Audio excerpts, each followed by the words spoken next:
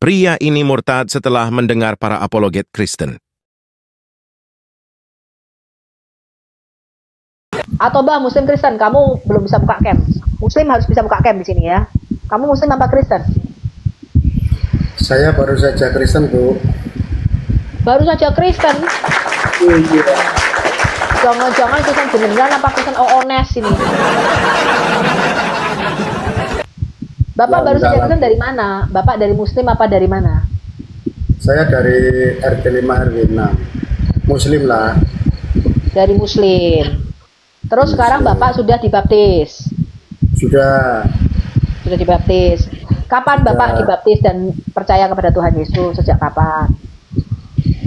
Saya dibaptis bulan Juni 2023. Bulan Juni? Ya. Oh berarti belum ada 2 tahun ya? Masih setahun lebih sedikit lah ya? Ya, 2 tahun berjalan lah. Oh ya, apa yang membuat Bapak meninggalkan penyembahan batu hitam ini, Pak? Silakan, saya kasih kesempatan bersaksi. Kalau boleh saya cerita itu sekitar hampir sebelum 2023 itu sekitar 2020, Bu ya. Dari 2030 itu sampai 2020 selama 3 tahun saya itu tergerak karena bermula dari ini. Saya punya anak bungsu pada waktu itu, seorang perempuan belum PAUD. Di keluarga saya itu Islam, sebelumnya memang Islam Muslim. Anak saya yang kecil itu tiba-tiba sering pinjam HP ibunya, itu dipasang wallpapernya gambar Yesus itu, gambar Yesus itu. Terus tiba-tiba dia tanya sama saya, ya ini kan gambarnya Yesus ya? Iya, ada apa, Dek? Saya bilang, anak saya masih perempuan itu belum PAUD, kalau nggak salah usianya sekitar 4 tahun, 5 tahun itu. Pak, HP Bapak kok gluduk-gluduk ya? Bisa didekatkan sini Pak, suara Bapak jauh terus ada bunyi gluduk-gluduk, kenapa ya Pak? Oh begitu ya? Oh, biar jelas ini yang mendengar tuh biar enak didengar. Sekarang bagaimana, Bu? Ya lebih bagus. Silakan. Oh, lebih bagus gitu ya? Oke. Tadi gluduk. Oh, gluduk gitu. Ya, kipas, ada kipas. Iya. Terus pada waktu itu begini, saya itu kasih penjelasan sebatas pengertian saya karena saya juga sangat buta sekali dengan kekristenan pada waktu itu. Itu memang gambarnya Yesus. Saya bilang gitu. Terus Yesus itu kan baik kan, Pak? Iya baik. Kenapa, Dek? Saya bilang gitu. Kalau memang Yesus itu baik, kenapa kok dia itu disiksa terus kemudian dibunuh, disalib? Itu usia berapa itu anak Bapak? Usia 5 tahun kalau 4 tahun setengah. Nah, 4 tahun setengah lah itu. Ya. Terus pada waktu itu saya tuh bingung mau jawab gimana ya. Ya itu harus belajar, Dek. Nggak tahu Papa. Saya bilang gitu. Terus kemudian Yesus itu kan Tuhan toh. Iya, Tuhannya orang Kristen itu Yesus itu, saya bilang gitu. Terus kemudian lain waktu, kira-kira sekitar 2 bulan kemudian, saya itu seperti ada sesuatu energi yang menggerakkan saya untuk belajar tentang kekristenan. Tetapi berawal dari sejarah. Saya tak ada ditimbul pertanyaan tuh begini. Sebelum Islam itu kan ada Injil. Sebelum Quran itu kan ada Injil, ada Taurat, ada Zabur. Nah, saya mencari literasi-literasi tentang hal-hal tersebut. Kemudian saya cuma nanya browsing, istilahnya pencarian di YouTube. Saya mencari konten-konten itu. Tiba-tiba saya menemukan channelnya Pak Dr. Bambang Nursena. Pada waktu itu kan musimnya corona itu kan, Bu ya. Nah, Pak Bambang itu ini sering upload tentang ngaji Alkitab. Saya itu ngikuti pelajaran ngaji Alkitab dari Pak Dr. Bambang Nursena ini sampai episode ke-87. saya merasa terketuk. Oh, ternyata sejarah nabi-nabi yang disebutkan di dalam Quran itu ada semua ya di Alkitab itu. Akhirnya saya cari kitab, ada Alkitab itu, saya cari pinjaman waktu itu. Kebetulan saya ingat saya punya teman seorang Kristiani, teman SMP, kemudian saya datangi rumahnya dia, saya pinjem, saya pengen baca. Nah, pinjem Alkitab. Nah, sekarang udah punya Alkitab sendiri belum? Sekarang?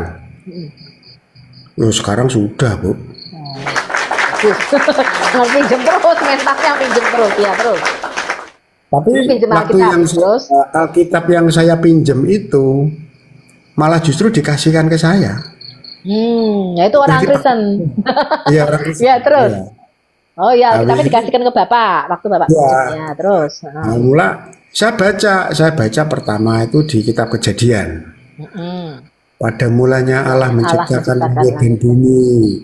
Bumi berbentuk dan masih kosong. Roh Allah melayang-layang di permukaan samudra raya, kan begitu. Saya berpikir waktu itu, loh, kok begitu runutnya narasi yang secara runut dan kronologis. Iya, kalau baca Quran acak-acakan ya, Pak ya. Betul. Orang penciptaan tersebar di mana-mana kok kisahnya. Iya, betul. Itu pertama kali saya membaca itu saya kaget. Kok begitu runutnya?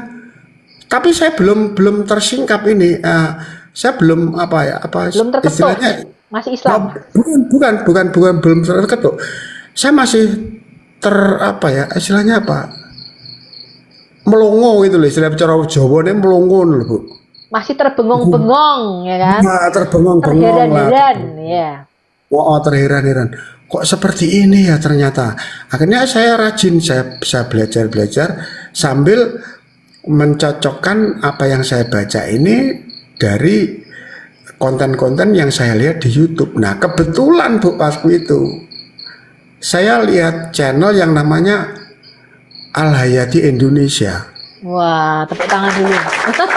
Kok Al Hayati? Ngaco lagi. Al Hayat Indonesia, bukan Al Hayati. Al Hayat. Al Hayat. Ya mungkin mata saya yang agak double melihat Al Hayat itu, terus kemudian kayak mungkin channel Al Hayat Indonesia ya. Ini juga saya rekam di YouTube. Jadi kalau teman-teman yang ketinggalan, karena di TikTok kan nggak bisa rekam, nih bisa dilihat lagi. Iya. Ya. Lihat ini. Terus kemudian waktu itu saya sering ikuti itu. Saya melihat pengajaran Ibu Sofiatul itu unlock Bible. Nah, ini saya merasa terbuka lagi nih. Saya membaca mulai dari kisah penciptaannya.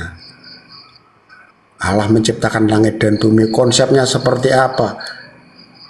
Sampai akhirnya saya istilahnya kebablasan saking munculnya channel-channel Kristen itu. Waktu itu saya masih memahami aja. Tiba-tiba saya menemukan sebuah channel, kalau nggak salah itu channel namanya Terima Yesus sama Jawaban Muslim. Itu menayangkan kontennya rekaman dari perdebatan Sam Samaon dan Christian Prince melawan salah satu polemikus Islam namanya Syekh Al-Jaber itu siapa itu. Sama Sam Samaon itu dengan salah satu muslim dari Iran. Saya mendengarkan, menyimak itu betul. Ketika itu saya melihat terjemahan itu, saya membaca bahwa Sam Samaon itu menjelaskan tentang kontradiksi yang ada di Quran. Saya tidak terima waktu itu, Bu. Jujur saya tidak terima. Sampai akhirnya saya mengambil Quran saya. Saya punya Quran. Ya, saya cek, betul saya cek. Quran saya itu Quran Tarjamah terbitan Balai Pustaka, kalau nggak salah itu tahun 1971 itu.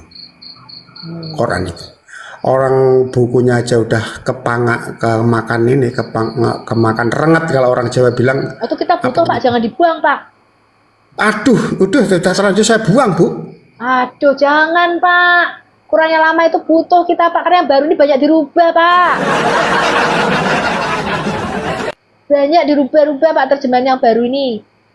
Ya, siapa tahu bohong akhirnya saya sudah tidak butuh masalah itu. Bagi saya itu sudah tidak Malah saya Qurannya imani. dibuang, saya ganti Alkitab.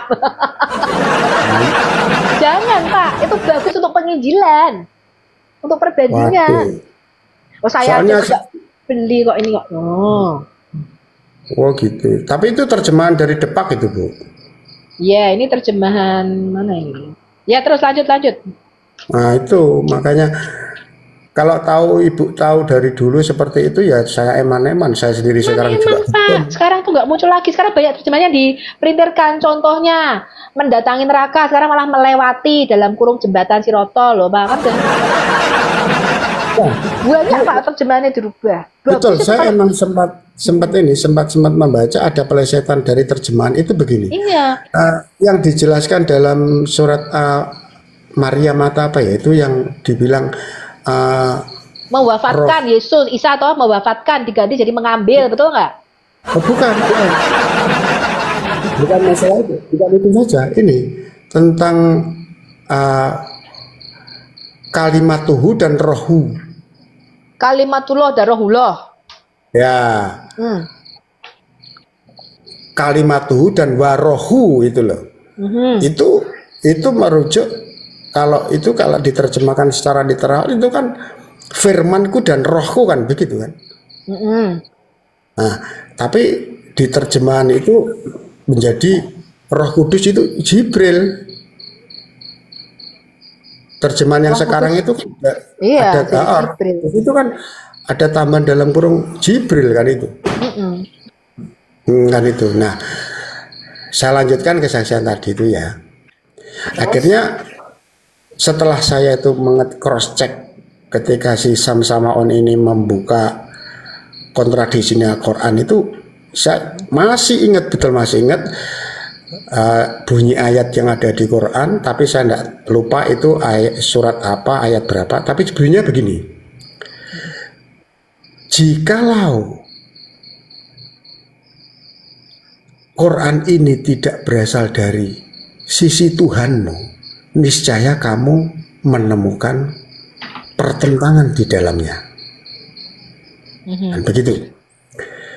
Artinya ini kan klaimnya Quran memberi tantangan kepada siapa saja yang mengimani dan membaca. Betul? Kan seperti itu. Nah, ini yang menjadi kunci saya waktu itu.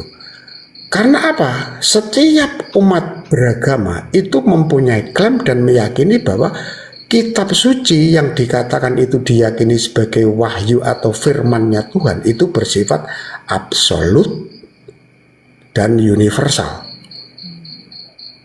Artinya itu tidak terbatas oleh waktu atau kondisi apapun. Iya, nggak boleh kontradiksi ya. Berlaku sepanjang zaman. Dan itu pun harus dikuatkan dengan tidak ada kontradiksi di dalamnya. Artinya ayat yang satu tidak akan bertentangan dengan ayat yang lain, kan begitu kan? Betul. Nah dari sini akhirnya saya berkaca, saya menemukan kalau nggak salah itu waktu penciptaan tadi, penciptaan itu ternyata di dalam Quran itu, bikin mumet tuh, jujur bikin mumet saya. Iya, satunya 6 hari, satunya 8 hari. Kemudian di satu surat pertama bumi dulu yang diciptakan baru langit, di surat yang lain langit dulu baru bumi. Iya, seperti itu. Ibu malah mendahului apa yang saya mau kasih kata, karena aduh kalah pinter soalnya aku. Ngerti Pak, saya dan Bang Edis itu belajar Pak. Saya Bang Edis bukan, cuma kadang-kadang kita itu nggak mau menunjukkan kepinteran kita. Bang Edis itu ilmunya banyak Pak. Cuman kalau diskusi sama Muslim, kenapa? Dia bilang ini Bu Sof, kenapa? Nek diskusi sama Muslim ki otaknya kecil Bu Sof, jangan sing sulit-sulit. Nggak ngerti. Saya gampang-gampang setan berdiam bermalam di hidung. Itu aja Bu Sofi, nggak usah yang sulit-sulit. Mereka nggak tahu. Kita serius. Nggak tahu Pak. Tapi ternyata begini Bu. Kalau saya istilahnya mengambil kesimpulan dari apa yang Ibu sampaikan sama Bang Edisi sampaikan itu, memang banyak Muslim itu yang kesulitan menerima tentang kekristenan itu karena apa? Memang untuk memahami kekristenan secara alkitabiah memahami Alkitab itu butuh IQ minimal 135, Bu. Wah. Minimal itu. Berarti kalau bisa menjadi Kristen, memahami itu IQ-nya masih cerdas, betul enggak, Pak? Minimal normal lah, IQ-nya, otaknya normal, betul, Pak? Ya, enggak cuma normal, Bu. Soalnya begini, banyak teman-teman saya yang waktu di SMP itu atau di sekolah itu ke Kristen itu rata-rata ya memang pinter-pinter, tapi ketika memahami Alkitab itu ya juga bundel. Oh. Buktinya begini, buktinya begini. Ketika mereka saya tanya, mereka itu masih terbawa paradigma berpikir agama-agama sebelah. Agama artinya begini, mereka memahami tentang istilah yang dipakai, istilah Allah, istilah Tuhan, istilah surga, istilah dosa, istilah mati. Itu terbawa mereka. Betul. Sementara surga, kalau kita bahkan banyak orang Islam, menurut orang Islam itu surga itu sebuah tempat. Makanya saya pernah ketemu teman saya, Sofiatul, aku tuh diperlihatkan Tuhan, dapat penglihatan dari Tuhan bahwa istanaku tuh nanti sebelahnya istananya Raja Daud. Karena dia tidak pernah baca Alkitab, Pak, tidak pernah mendalami Alkitab. Jadi menurut dia tuh surga satu tempat, kayak Muslim tadi loh, Pak, surga ada satu tempat yang ada pohonnya, buah-buahannya, ada sungai-sungai, betul? Ada bidadari. Padahal Alkitab tidak pernah mengatakan demikian. Makanya Yesus ketika bicara mengenai kerajaan surga, dia selalu bicara dalam perumpamaan, betul? Hendak aku umpamakan seperti apakah kerajaan surga? Karena kerajaan roh nggak kelihatan. Kerajaan surga ada seperti seorang yang menabur benih, betul, Pak? Kerajaan surga seperti orang yang menjalap ikan, menyebarkan pukat. Kerajaan surga ibarat seorang yang mempunyai 2 anak laki-laki, 1 sulung, 1 bungsu, lalu yang bungsu itu kurang ajar pergi. Kenapa pakai perumpamaan? Karena kerajaannya roh, nggak kelihatan. Tadi loh, Pak, saya bacakan. Lukas 17 ayat 20 dan 21. Kerajaan Allah itu tidak datang dengan tanda-tanda lahiriah dan bukan suatu tempat. Orang tidak bisa mengatakan dia ada di sini, dia ada di situ. Tapi kerajaan Allah bicara pemerintahan Allah yang ada di antara Anda dan saya. Jika Roh Kudus ada di tengah-tengah kita, ada damai, sukacita, sejahtera, itulah kerajaan Allah yang ada di antara kita, Pak. Semakin saya memahami ini, Pak. Betul? Betul. Bayangannya mau Kristen podo kalau Uclim, nanti jalanannya dari emas di surga saya, Bu. Saya dapat istana, rumah-rumah besar. Lah kalau Uclim ditambahi, Pak, dapat bidadari, berdada montok. Lah itu kalau Muslim. Hayalannya ditambahi maksudnya. Iya. Nah, dari situ saya lanjutkan tadi, Bu, ya. Setelah itu ketika saya menemukan kontradiksi banyak ayat yang ada di dalam ayat Quran, akhirnya pada waktu itulah saya tersentuh hati saya. Pada saat itulah saya mengatakan, keluar dari mulut saya yang pertama kali itu, ya Tuhanku Yesus. Saat itu juga saya menangis.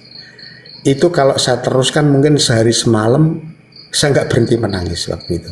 Ini jujur, saya mengakui betul. Saat itulah apa yang saya rasakan. Saya yang pernah menjalani hidup sebagai seorang Muslim dengan latar belakang seorang yang lekat sekali dengan budaya Jawa, dan bahkan keluarga saya sendiri adalah seorang rata-rata penghayat. Saya sendiri juga seorang penghayat dengan latar belakang agama Islam. Jadi kalau istilah istilah orang bermeditasi atau seperti apa, orang-orang kejawen lah istilahnya, Bu. Saya banyak sekali pengalaman-pengalaman spiritual tentang kejawen sebelum saya mengenal kekristenan. Tapi pada waktu itu orang kejawen itu kan identik dengan mistis, ya, Bu. Identik dengan mistis. Mistis istilahnya. Meditasi itu identik dengan sesuatu yang bersifat mistis. Mengenal roh-roh yang bertempat di sana kan seperti itu. Itu, Bu, ketika saya mengucapkan mulut saya, ya Tuhanku Yesus Kristus, apa yang saya rasakan? Ini yang membuat saya benar-benar tersentuh. Saya merasa ada kuasa yang menjamah hidup saya. Saya tidak pernah merasa takut dengan bentuk demit apapun sampai hari ini. Bahkan orang Jawa punya kepercayaan, ya. Orang Jawa punya kepercayaan sakral sekali ketika menantang yang namanya penguasa Laut Selatan. Pernah dengar kan, Bu? Roro Kidul. Nah, bukan cuma artinya Roro Kidul, di atasnya lagi namanya Ratu Pantai Selatan, Ratu Kidul. Saat itu juga saya merasakan ada suatu kuasa yang benar-benar melindungi saya. Saya itu bahkan masih ingat yang pernah diceritakan guru spiritual saya kejawen itu yang namanya Ratu Kidul. Itu sosok yang menakutkan dalam arti yang punya kewibawaan. Pada saat saya mengucapkan ya Tuhanku Yesus Kristus itu, tidak ada gentar sama sekali, dan saya menganggap semua itu menjadi sampah. Ini kesaksian saya, ini betul ini. Ini yang saya rasakan. Sampai hari ini bahkan saya pernah menguji. Saya ditamui oleh seorang pendeta dari salah satu denominasi gereja. Dia menceritakan, kemudian menceritakan hobinya dia yang berburu di malam hari, berburu hewan-hewan apa di tempat-tempat yang banyak gitu ada kayu-kayunya itu. Tapi ketika saya tanya, Bapak pernah nggak berburu di pegunungan di pantai selatan? Di sana banyak. Wah, saya nggak berani Mas, karena di sana itu ternyata begini. Oh, berarti mental Bapak, iman Bapak sebatas itu. Saya sempat nguji, ternyata banyak juga orang-orang Kristen yang masih takut dengan sosok yang namanya Ratu Kidul atau Nyai Roro Kidul itu. Tapi karena saya dari dulu saya itu sebagai seorang spiritualis kebatinan yang akrab dengan cerita-cerita mistis hal seperti itu, begitu saya dijamah oleh Tuhan Yesus, sedikit pun saya sampai sekarang tidak pernah ada rasa gentar sama sekali. Dan karena saya percaya bahwa karena itulah di dalam namanya semua yang ada di bumi itu bertekuk lutut dalam namanya. Itu yang saya pegang. Termasuk Ratu Kidul harus bertekuk lutut di bawah kaki Yesus. Ayo mas-mas dan mbak-mbak semuanya yang masih berada di Jawa, ya, dari Augusti.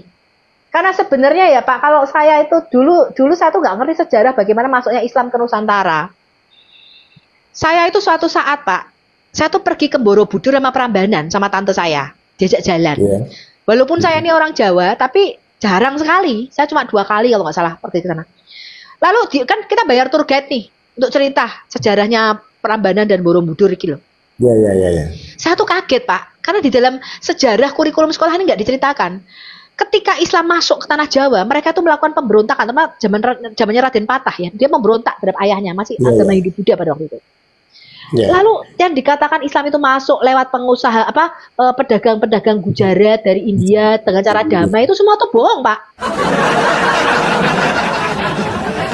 Ternyata ketika Islam itu memberontak di tanah Jawa Pak, mereka tuh mendesak orang-orang tuh ketika yang mereka tidak mau convert kepada Islam, orang-orang Hindu Buddha ini didesak Pak. Mereka sebagian lari ke Tengger.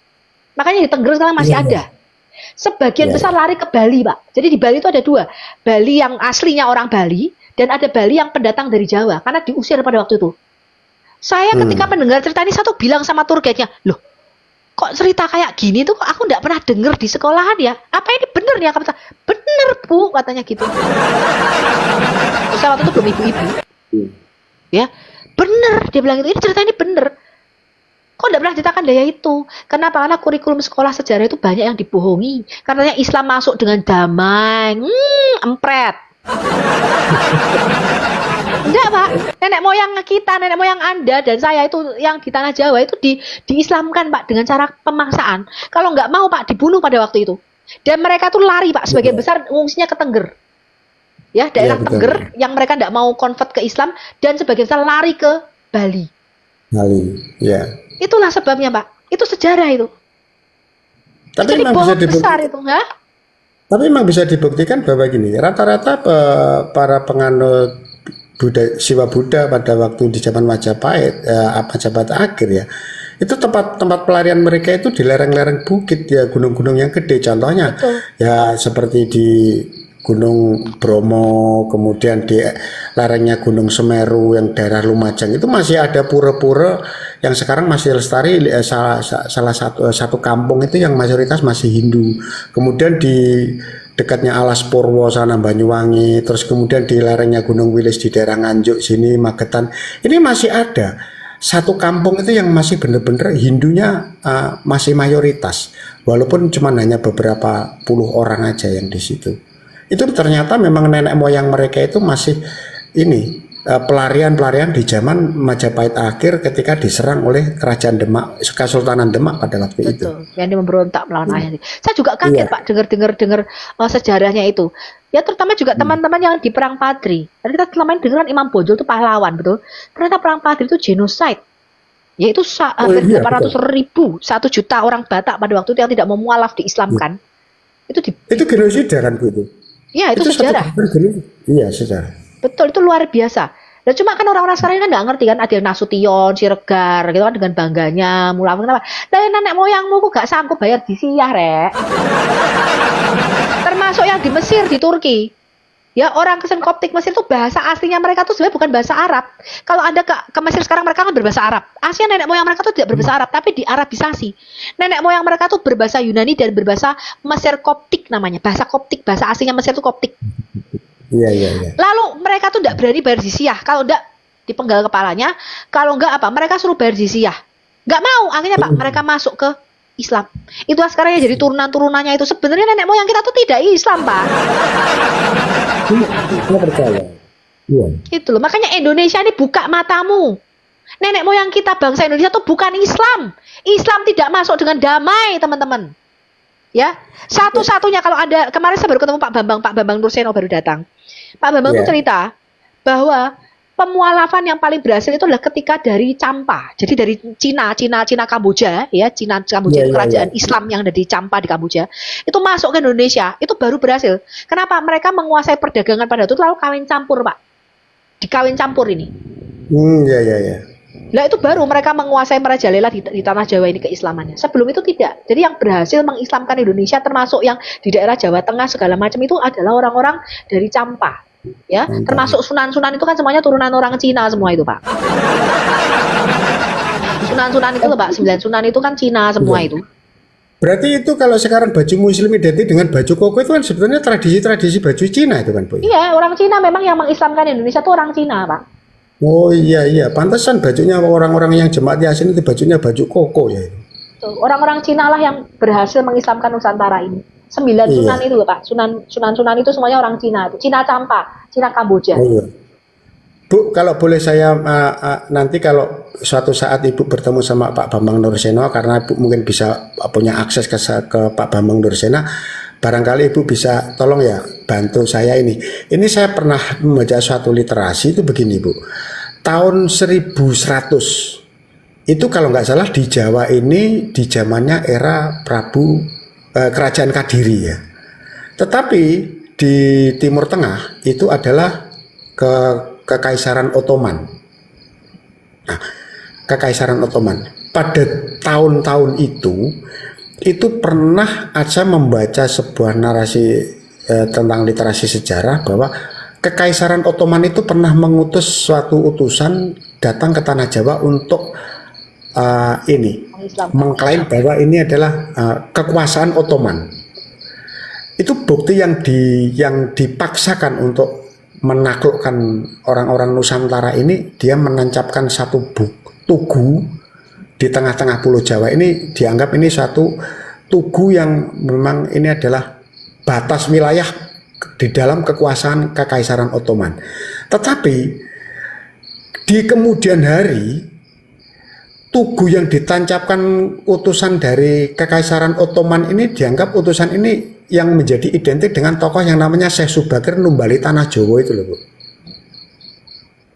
Ini saya pernah membaca satu literasi sejarah. Dia membuat perjanjian dengan jin, betul? Nah itu kan penyelewengan dari akhir bukti sejarah didongengkan toh. Ya saya pikir soalnya orang Jawa sekarang ini sampai masuk ke dalam tradisi kendurenan itu kan mesti disebutkan Syekh Subakir sing numbali tanah Jawa kan seperti itu. Kalau saya pikir kalau saya runutkan dengan dari tahun-tahun sejarah itu dengan apa yang pernah saya baca literasi sejarah itu kok kayaknya memang saya merasa prihatin dengan pemahaman orang-orang Indonesia pada umumnya ini kok lebih suka dengan dongeng ya Bu ya. Saya tuh kasihan karena memang ajaran Islam itu full dongeng ya. Banyak dongeng. Itulah emang full dongeng. Soalnya kisah Nabi. Dulu tapi tidak sadar ya kalau dicekoi ajaran dongeng ini tidak sadar. Nggak sadar saya, Bu, jujur nggak sadar. Tapi begitu berkembangnya ya, artinya begini, ketika iman itu harus berkembang, bertumbuh. Ini kan artinya pemahaman saya ini kan nggak bertentangan dengan Alkitab kan. Memang Alkitab menuntut bahwa iman itu harus bertumbuh dan berbuah kan begitu. Sama yang saya alami seperti itu. Begitu saya mengetahui, saya dibukakan oleh Tuhan Yesus bahwa pemahaman-pemahamanmu yang seperti dulu itu ternyata seperti ini loh. Saya itu sampai melongo, bener terheran-heran, saya itu terbengong-bengong. Ya Tuhan, kenapa ya kok dulu sampai saya percaya bahwa yang pernah Ibu kemarin di live kan itu saya dengar Musa kok sampai punya guru namanya Nabi Khidir, itu ketemu dari Alkitab pasal berapa itu? Saya tuh kan sampai heran ya. Belum nanti kita mau bahas Pak Musa pernah menonjok mata malaikat nih Pak, sampai mata malaikat. Oh iya, saya pernah membaca itu. Tapi Nabi Musa itu pernah ini Bu, pernah di bajunya itu dicuri oleh segumpal batu, dibawa lari oleh batu sehingga Nabi Musa itu melari mengejar bajunya dengan telanjang karena difitnah. Mohon maaf, karena difitnah bagian intimnya Nabi Musa ini istilahnya sangklir ya, besar sebelah itu. Itu saya sampai heran itu kok bisanya ya mereka itu mempercayai hal seperti itu, sesuatu yang bersifat konyolisasi, konyol banget itu. Kok seperti dulu itu kok ya kalau dibawa di pengajian herannya jemaat itu kok mantuk-mantuk gitu aja sambil oh iya gitu. Heran saya sampai heran. Makanya saya bisa menyimpulkan orang yang di luar kekristenan kemudian mengerti tentang kekristenan itu butuh IQ 135 minimal itu pasti minimal. Dan itu pun juga harus seimbang dengan apa yang dikatakan tiga dalam kehidupan manusia ini. Bapak kan ya kalau melihat misalnya debat-debatnya Edis TV misalnya, mereka percaya kok setan itu kan bermalam di lubang hidung. Betul toh Pak? Betul. Ya. Mereka percaya. Saya tanya, apakah kencing onta menjadi obat? Loh, mereka percaya Pak itu Pak. Jadi kebayang nggak Pak negara Indonesia dibodohi dengan doktrin-doktrin agama dongeng abad ke-7 dari Arab ini? Malah sekarang yang terjadi, yang sekarang terjadi di daerah saya ini Bu ya, ini baru saja ini ada istilahnya ini tindakan masyarakat membongkar salah satu makam yang dibangun baru. Ternyata ini makam ini bikinan itu orang-orang siapa ini yang sekarang ini kaum Wahabi ya. Ternyata makamnya kosong. Itu makam baru yang dijajarkan dengan makam yang lama. Ternyata di situ dikasih nama yang keislaman. Itu ada 2 tempat itu. Sekarang dibongkar itu. Itu dibongkar.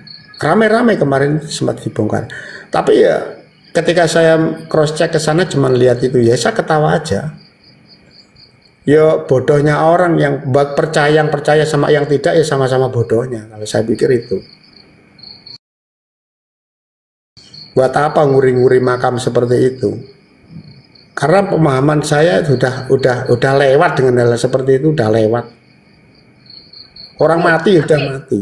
Muslim sekarang percaya Pak ada sendalnya Muhammad. Ya saya lihat tuh ada sendalnya Muhammad, ada rambutnya Muhammad dicium-cium. Itu dari dulu Bu itu. Itu dari dulu Bu. Saya semenjak saya masih SMP saya sudah pernah dikasih tahu sama guru agama saya itu. Sejak SMP itu saya. Peninggalannya Muhammad gitu ya? Iya, peninggalan Muhammad. Trompahnya, bekas kakinya, terus rambutnya, pedangnya, terus sampai apa ini yang namanya cambuknya Muhammad. Tapi kok Quran asli zaman Muhammad nggak ada ini Pak, mananya? Qurannya nggak ketemu, tapi rambutnya Muhammad, sendalnya Muhammad, apalagi pedangnya Muhammad, semua ada. Tapi Qurannya zaman Muhammad nggak ada, gimana ini? Ya kan? Mungkin ya, karena kita itu di arkeologi. mungkin karena orang-orang Islam itu keterbatasan komunikasinya dengan Said bin Sabit itu. Penulis Quran itu Ya, Said bin Thabit ini memang yang ngarang Quran, Pak. Dan ngarangnya tuh buru-buru karena dia kan disuruh Muhammad belajar bahasa Ibrani untuk baca buku-buku Yahudi. Iya Bapak betul. baca di dalam kitabnya, Muhammad itu menyuruh Said bin Thabit untuk membaca buku-buku Yahudi yang dia terima, kitab-kitab agama Yahudi. Dia nggak bisa baca bahasa Ibrani. Lalu Said bin Thabit ini dikatakan di dalam hadis itu, dia belajar bahasa Ibrani dan Suryani dalam waktu 2 minggu. Karena kan mau mirip tuh, bahasanya mau mirip. Bisa kayak saya belajar bahasa Malaysia lah, kira gitu. Mau mirip tuh. Nah, ketika saya belajar itu, lalu disuruh menerjemahkan itu toh Pak. Nah itu menerjemahkannya itu memang mungkin cepat-cepat. Jadi ada beberapa cerita-cerita Alkitab yang dia contek, dia tulis ulang di dalam Quran, itu ngawur jalan ceritanya. Ya kan, Isa Al-Masih dibilang nama di dalam Quran, padahal Al-Masih itu gelar. Makanya ketika malaikat Gabriel kok di dalam Alkitab saya datang kepada Maria, dia tidak berkata namai anakmu tuh Yesus Kristus, enggak. Namai anakmu tuh Yesus. Dia disebut Mesias atau Kristus karena Kristus itu gelar bukan nama. Tapi begitu dalam Quran, namanya anakmu Isa Al-Masih, lah kan gitu. Iya memang di dalam ke orang-orang Muslim itu Isa Al-Masih itu nggak tahu kalau Al-Masih itu suatu gelar, tapi mereka namanya Isa Al-Masih aja nggak tahu Pak orang Islam. Betul. Arti nama Isa Al-Masih itu loh Pak nggak tahu. Nggak tahu, memang dia nggak tahu, betul nggak tahu. Iya, saya tanya sama ketua ulama Syiah Jaga Sukma. Pak, pertanyaan saya nggak usah tinggi-tinggi deh Pak. Isa Al-Masih loh Pak, artinya apa namanya Pak? Kan malaikat Jibril ini katanya disuruh nih datang 50.000 tahun perjalanan jauhnya diutus sama Allah untuk ngomong sama Maryam. Maryam, tolong namai anakmu Isa Al-Masih, jangan salah nama, jangan dinamai anakmu Joko, jangan namai anakmu Bambang, betul? Namanya anakmu Isa Al-Masih, kan pasti ada artinya toh, pentingnya nama ini. Itu arti nama Isa Al-Masih apa sih Pak? Nggak tahu Bu, itu tidak saya pelajari di sekolahan. Arti nama Abraham apa Pak? Nggak tahu Bu, saya juga nggak belajar itu. Nggak tahu arti nama Abraham. Taunya. Saya baru paham itu kalau ketika saya sudah mendengarkan ceramah Ibu, pengajaran Ibu, pengajaran dari Pak Bambang Nursena, saya mendengarkan dari Burita Wahyu, Romo Daniel Biantoro, itu ternyata memang luar biasa. Saya, waduh, puji Tuhan keluarga saya sekarang sudah diselamatkan semua. Saya sangat bersyukur itu. Jadi, tapi risiko yang harus saya tanggung begini Bu, satu kampung bahkan satu desa saya, cuman saya aja yang Kristen. Saya hidup di tengah-tengah Muslim. Hanya keluarga saya saja yang Kristen. Ini satu kampung saya. Tapi ya seperti itulah yang akhirnya harus saya terima konsekuensinya. Pada awal-awal ya memang saya merasa tidak apa ya istilahnya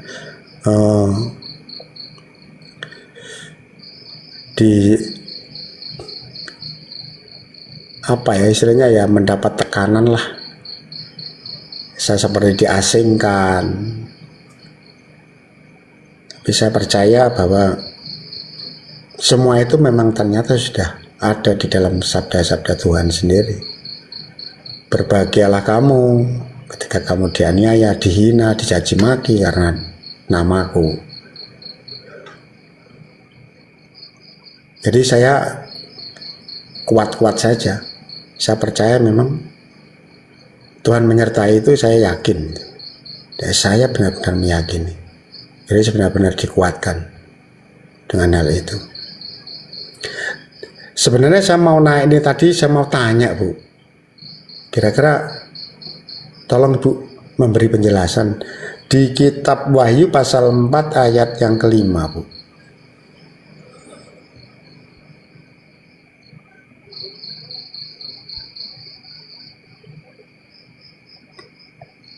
Ya, sorry. Ada telepon. Oh, ada telepon Bu ya. Ya, thank you ya Pak. Apalagi yang mau disampaikan Pak? Ini Bu, saya mau tanya di kitab Wahyu pasal 4 ayat yang kelima sampai ayat yang ketujuh.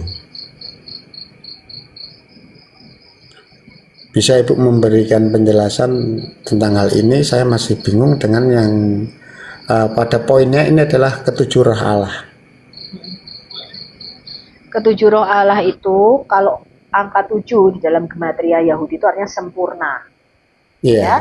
Jadi kalau Bapak baca di misalnya Yesaya 11 ayat 2, di Yesaya 11 ayat 2 di situ disebutkan ada ketujuh roh Allah. Jadi roh Allah itu ada 7, Pak. Ya. Dan itu melambangkan roh yang sempurna. Nah, ketujuh roh Allah ini di dalam pandangan orang Yahudi itu hanya berdiam dalam satu pribadi namanya Mesias. Ya, coba kita baca nih misalnya Yesaya pasal yang ke-11, apa itu ketujuh roh Allah? Kita lihat ya, Yesaya pasal 11 ayat yang kedua. Raja damai yang akan datang. Ini bicara nubuatan mengenai datangnya Raja Mesias. Ya, suatu tunas akan keluar dari tunggul Isai, artinya dari anaknya Isai. Isai itu bapaknya Daud. Ya, makanya Mesias itu disebut anak Daud. Dan taruk akan tumbuh dari pangkalnya akan berbuah. Jadi tunas keluar dari tunggul Isai itu maksudnya dari keturunannya Isai, dari keturunannya Daud akan lahir seorang Raja Mesias. Dikatakan begini Pak, Raja Mesias ini itu punya 7 roh. Ini itu punya 7 roh. Roh nasihat dan keperkasaan, roh pengenalan, dan roh takut akan Tuhan. Ada 7 Pak, termasuk roh Yahweh. Ya. Nah, ketujuh roh Allah inilah yang akan berdiam di dalam diri Mesias. Nah, kalau manusia itu tidak bisa. Kalau angka 6 di dalam Alkitab kita itu melambangkan angka manusia. Manusia itu angkanya 6. Karena manusia diciptakan pada hari ke-6. Ya. Sehingga maksimal manusia itu hanya bisa punya 6 roh. Itu sepaling hebat-hebatnya manusia biasa. Tapi Mesias ini dikatakan dia punya 7 roh. Sehingga ini saya kasih tahu nih bedanya Yesus, kemanusiaan Yesus dengan kita Pak. Dikatakan begini, ya kesenangannya ialah takut akan Tuhan. Jadi Mesias itu nanti akan melakukan seluruh kehendak Bapa, ya perintah Tuhan. Ia tidak akan menghakimi dengan sekilas pandang saja atau menjatuhkan keputusan menurut kata orang. Jadi Mesias nanti akan menjadi hakim, tapi penghakimannya itu tidak berdasarkan pandangan mata, ya. Tetapi dia akan menghakimi orang-orang yang lemah dengan keadilan dan akan menjatuhkan keputusan terhadap orang-orang yang tertindas di negeri dengan kejujuran. Ia akan menghajar bumi dengan perkataannya seperti dengan tongkat dan dengan nafas mulutnya ia akan membunuh orang fasik. Nah, ini perhatikan ini. Bapak ketika baca Injil, berkali-kali Yesus itu berkata begini Pak, mengapa engkau berkata demikian di dalam hatimu? Betul? Yesus tahu pikiran manusia. Betul? Nah, itu bedanya. Karena dia punya ketujuh roh Allah. Ini yang membedakan Yesus dengan saya. Kalau saya nggak tahu pikiran orang. Makanya saya kalau dibohongi orang nggak ngerti Pak saya Pak. Terus terang ini, bolak-balik saya dikibuli sama orang. Saya pikir orang tuh kalau ngomong di mulut sama di hati itu sama gitu loh. Ternyata orang tuh kalau ngomong di mulut beda sama hatinya Pak. Nah, karena saya itu tidak punya ketujuh roh Allah seperti Yesus, saya tidak tahu pikiran orang. Tapi kalau Yesus, Bapak baca di dalam Alkitab, orang baru ngomong dalam hatinya nih, Yesus langsung bilang begini, mengapa kamu berpikir demikian di dalam hatimu, betul? Yesus tahu pikiran orang. Nah, kenapa? Karena dia sama seperti Ishak, ya. Ishak, ketika dia mau memberikan berkat kepada Esau dan Yakub, dia itu mencium, dia menciumi, membaui. Dia bauin pakaian anaknya nih. Ini kayaknya baunya Esau deh. Nah, demikian juga Yesus ketika menghakimi kita itu dengan mencium, membaui kita. Dari jauh tuh dibaui. Wah, ini kayaknya ini orang berdosa nih. Dari jauh. Kenapa dia tahu pikiran? Dengarkan ini Pak. Sama seperti Ishak, dia membaui pakaian Esau dan Yakub ketika dia mau memberikan berkat. Demikian juga Mesias. Mesias itu mencium baunya kita Pak. Mencium baunya kita. Ya, jadi kalau Bapak baca aslinya bahasa Indonesianya nggak begitu jelas tuh. Ya, dengan nafasnya dia akan menghajar, dengan nafas mulutnya dia akan membunuh orang fasik. Sebenarnya tidak demikian, tapi dia akan membaui. Dibaui itu orang fasik itu dibaui sama dia. Jadi dari baunya itu dia bisa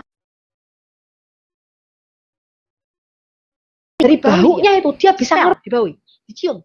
Sama seperti ketika Ishak dia mau memberikan berkat kepada Esau dan Yakub, dia cium bau pakaiannya itu. Ini bau pakaian ini wanginya siapa nih? Nah, itu caranya Mesias kita menghakimi. Makanya, karena ketujuh roh Allah ini ada di dalam diri Yesus, kalau Bapak baca misalnya di Wahyu pasal yang ke-5, dikatakan Yesus itu digambarkan seperti anak domba yang disembelih, bertanduk 7 dan bermata 7. Itulah ketujuh roh Allah, betul? Betul. Nah, Yesus itu punya 7 roh, Pak. Ketujuh roh ini yang membuat dia dalam keadaannya sebagai manusia, dia bisa mengerti isi hati orang. Kalau Anda dan saya tidak bisa ngerti, Pak, isi hati orang. Ini bedanya. Dia bisa baca pikiran orang. Gitu Pak. Makanya dia menghakimi itu dengan cara melihat isi hati kita. Karena Alkitab berkata, Bapak ingat di dalam satu cerita ketika Nabi Samuel itu memilih Daud menjadi raja dibandingkan anak-anaknya lain, karena anaknya 11 tuh Daud paling bungsu. Nabi Samuel kan bilang, wah ini orang ini gagah, tampan, tinggi besar, ini kayaknya calon raja nih. Lalu Tuhan berkata apa? Enggak, aku nggak pilih. Sebab apa? Manusia itu memandang rupa, tapi Allah itu melihat hati, betul? Betul. Nah, yang bisa tahu isi hati kita tuh cuma Tuhan, Pak. Itulah sebabnya Yesus dalam hidupnya sebagai manusia, dia tuh bisa ngerti isi hati manusia.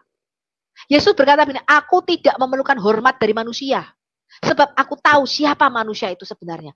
Lalu Rasul Yohanes berkata apa? Sebab dia mengetahui isi hati manusia. Dia tahu pikiran kita. Dari jauh dia sudah baca pikiran kita. Dari jauh dia sudah membaui. Wah, ini orang nggak bener nih. Dibaui, di-smell sama dia. Itu dibaui. Nah, itulah ketujuh roh Allah yang berdiam dalam diri Mesias. Itu hanya dipunyai oleh Mesias. Kalau manusia biasa tidak punya ketujuh roh. Gitu Pak ya. Siap. Terima kasih sekali. Terus untuk ini Bu, yang satu lagi ini tentang ini Bu, yang perwujudan ada 4 kepala ini.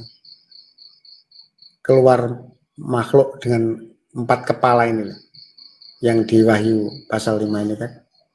Wahyu 4 pasal 5 ini. Dan dari itu tahta itu kuasa bangsa-bangsa. Penglihatan di dalam kitab Daniel dan di dalam kitab Wahyu, kalau kita bicara binatang yang keluar dari dalam laut, itu bicara kekuasaan kerajaan manusia di bumi ini. Suatu kerajaan. Itu ya. Yes, pasti. Jadi misalnya Bapak baca di Daniel pasal yang ke-7. Ada 4 binatang yang keluar dari dalam laut. Betul? Nah, iya. Sayap beruang itu melambangkan kerajaan Babilonia, kerajaan Media Persia, kerajaan Yunani, kerajaan Romawi dan seterusnya. Oh iya. Selalu begitu. Jadi kalau Bapak lihat ada binatang yang keluar itu makhluk yang pertama ya kan dan sebagainya, itu bicara kerajaan. Tapi nah ini masalahnya Pak, ini kalau Bapak bicara di Wahyu 4 ya. Itu yang di tengah-tengah tahta itu di sekelilingnya ada 4 makhluk penuh mata di sebelah muka dan belakangnya. Adapun makhluk pertama sama seperti singa, kedua itu kerubim, Mbak. Itu bicara makhluk-makhluk penghuni surga. Oh, iya. Ya, bicara makhluk penghuni surga. Bicara para namanya kerubim, makhluk penjaga tahta Allah, kerub. Iya. Yang wajahnya 4, wajah manusia, ada wajah lembu, ada wajah raja wali, ada wajah singa. Bicara para kerub, itu makhluk surgawi, makhluk surga. Penuh mata sekelilingnya, badannya penuh dengan mata. Tapi ini penglihatan rohani kan Bu ya, istilahnya penglihatan secara spiritual kan, bukan secara literasi dipahami seperti ini kan, tidak kan? Ya, itu penglihatan rohani. Iya. Dalam alam roh. Ya kan? Segera aku dikuasai oleh roh dan lihatlah sebuah tahta terdiri di sorga dan di tahta itu duduk seorang. Ya kan? Dia yang duduk di tahta itu nampaknya bagikan permata yaspis dan permata sardis. Ini sama seperti yang dilihat Nabi Yeskiel. Suatu pelangi melingkupi tahta itu bilang gemilang bagikan zamrud rupanya. Dan sekeliling tahta itu ada 24 tahta. Dari tahta-tahta itu duduk 24 tua-tua yang memakai pakaian putih dan mahkota emas di kepala mereka. Dan dari tahta itu keluar kilat dan bunyi buruh yang menderu dan 7 obor yang menyala-nyala di depan tahta. Itulah ke-7 roh Allah. Lalu para kerubim di sekelilingnya. Makhluk-makhluk itu makhluk-makhluk surgawi semua. Iya. Itu Pak. Terima kasih penjelasannya. Terima kasih sekali, ini sangat bermanfaat buat saya, semakin kuat iman saya. Kalau boleh saya tahu Bu, pengajaran-pengajaran yang ada di kitab ini termasuk eskatologi ya Bu ya? Betul. Masih banyak misteri-misteri yang tidak bisa kita jelaskan dengan gamblang, karena itu masih bersifat tafsiran. Jadi kalau bicara eskatologi itu masih bisa tafsiran. Ya, jadi ada beberapa pandangan.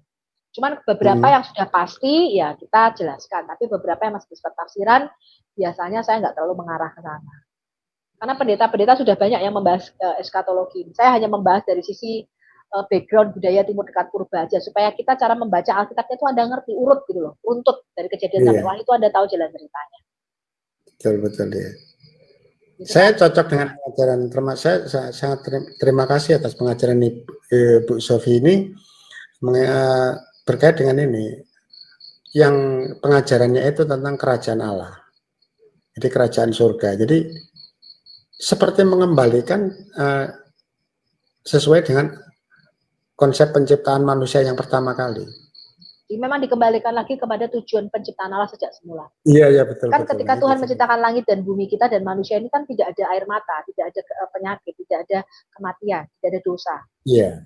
Nah, kita ini jatuh, Pak, dari meleset dari rencana tujuan penciptaan Allah sejak semula.